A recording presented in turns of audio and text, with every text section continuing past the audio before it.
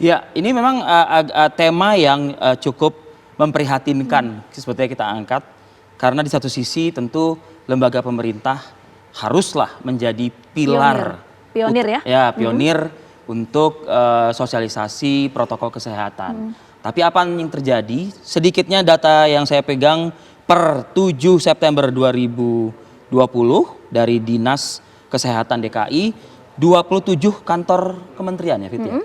27 kantor kementerian dengan yang tertinggi adalah Kementerian Kesehatan, terdapat 139 kasus dengan total dari 27 kementerian ini terdapat 629 kasus.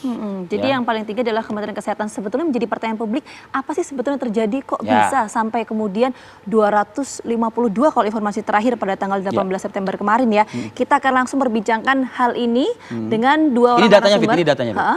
Ini datanya. Jadi masyarakat juga sudah bisa melihat ini karena memang sudah menyebar juga begitu. Ya. Ini adalah sejumlah lembaga negara yang menyimpan kasus COVID-19. Tentu tidak ada yang menginginkan sebetulnya ya. Tapi yang perlu di tracking atau disasar adalah dari mana COVID ini bisa menyasar lembaga-lembaga yang tentu tadi Vita sampaikan menjadi yaitu dia pilar ataupun juga garda terdepan untuk sosialisasi. Kita akan perbincangan hal ini dan diskusikan dengan dua orang narasumber sudah bergabung bersama kami. Ada Wakil Ketua Umum PBID, ada Dr. Adip Kumaydi. Selamat pagi, Dokter. Selamat pagi, Mbak Tita. Ya, sudah bergabung juga bersama kami ada tenaga alih utama kepresidenan Mas Dhani Amrul Ida. Selamat pagi, Selamat Bang pagi. Dhani. Selamat pagi, Assalamualaikum warahmatullahi wabarakatuh. Mas Ari, Mbak Tita, salam sehat selalu. Salam sehat, semoga sehat selalu. Saya mau ke Bang Dhani dulu deh. Bang Dhani, ini ada terakhir informasi tadi 27 klaster ya, Ya, penyebaran di kementerian. Bahkan data baru kementerian. Jadi ini ada sekitar ratusan 252 klaster di Kementerian Kesehatan. Apa sebetulnya yang terjadi, Bang Dhani? Ya, pertama tentu kita harus melihatnya secara holistik dengan melihat secara utuh bahwa penyebaran COVID ini kan memang menimbulkan kluster-kluster baru dengan adanya beberapa pembukaan sentra-sentra perekonomian termasuk perkantoran. Nah, di sini kita mesti melihat, makanya beberapa waktu yang lalu saya sempat mengusulkan dan mendorong agar dilakukan audit operasional terhadap penggunaan fasilitas dalam kaitan dengan kluster-kluster baru termasuk kluster perkantoran.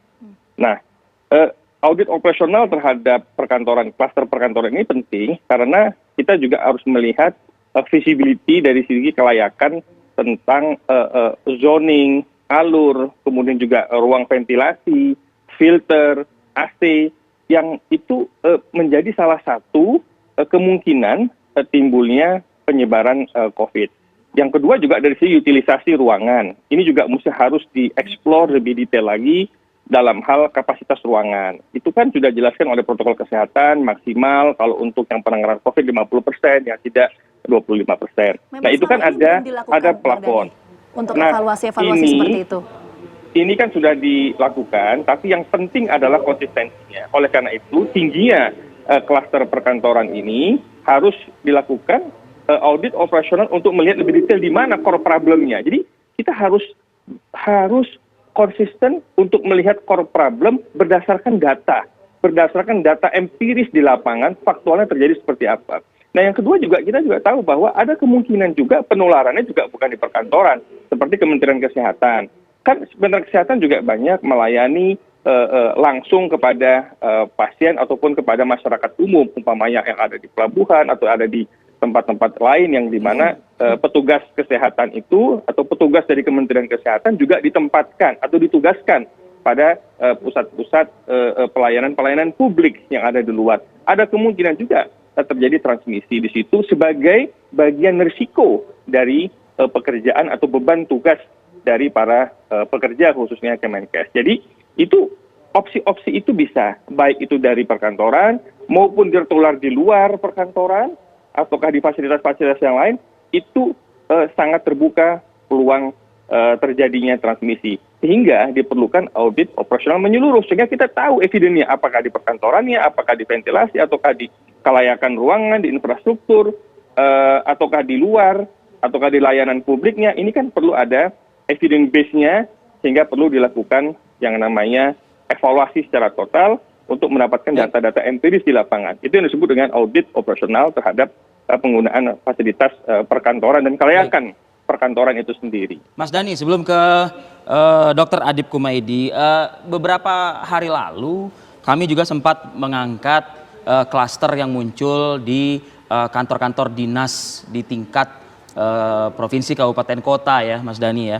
Dan diakui bahwa ada oknum. Nah, kalau saya udah bicara oknum tentu kan ada yang kurang disiplin, ada yang kurang tertib dan lain sebagainya. Kita masuk aja langsung mungkin ke yang soal tidak menggunakan masker atau berkumpul berkerumun di lokasi-lokasi pemerintahan ini begitu.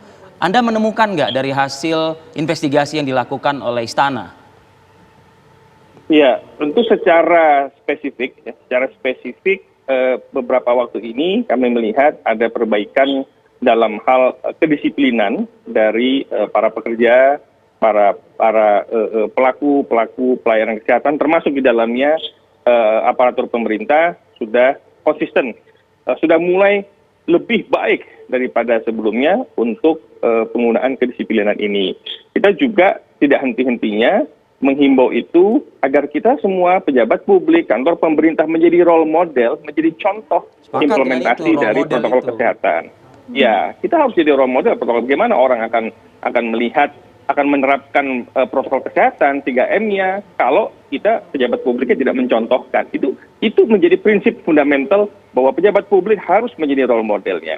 Nah, kedua, dengan audit environment safety itu juga dilakukan di beberapa negara-negara untuk melihat tentang kelayakan bangunan dan infrastruktur kita, ventilasi, AC dan sebagainya, untuk mengeliminir terjadinya transmisi ketika ada beberapa orang tentu bekerja di dalam suatu ruangan. Ini penting dan ini dilakukan oleh negara-negara lain juga yang beberapa perkantoran sudah buka dan kelihatan memang di perkantoran tersebut sudah mulai menurun. Nah, inilah inisiatif ini harus dilakukan oleh perkantoran untuk bisa menekan laju transmisi di internal klaster perkantoran. Oke, Dr. Adip Kumaydi, Anda juga selaku Ketua Satgas Mitigasi PBID ya, Dr. Adip. Ya. Silakan mungkin Anda berkomentar mengenai klaster Ya, kementerian jadi ini sebuah konsekuensi risiko sebenarnya pada saat kita bicara sekarang pada aspek perkantoran. Artinya kita tidak spesifik mengatakan pada kementerian terkait. Tapi pada saat kita bicara sekarang munculnya klaster perkantoran, yang pertama kita harus melihat juga aktivitas daripada orang yang ada di perkantoran tersebut. Artinya pada saat kita bicara aktivitas yang memang lebih banyak ke pelayanan publik, aktivitas yang lebih banyak berinteraksi dengan masyarakat, maka itu akan menimbulkan sebuah risiko. Kemudian yang kedua, baru kemudian kita bicara penerapan protokol yang juga dilakukan di perkantoran tersebut. Nah, yang ketiga, baru kita bicara sekarang apakah di tiap perkantoran itu ada namanya Satgas COVID-nya.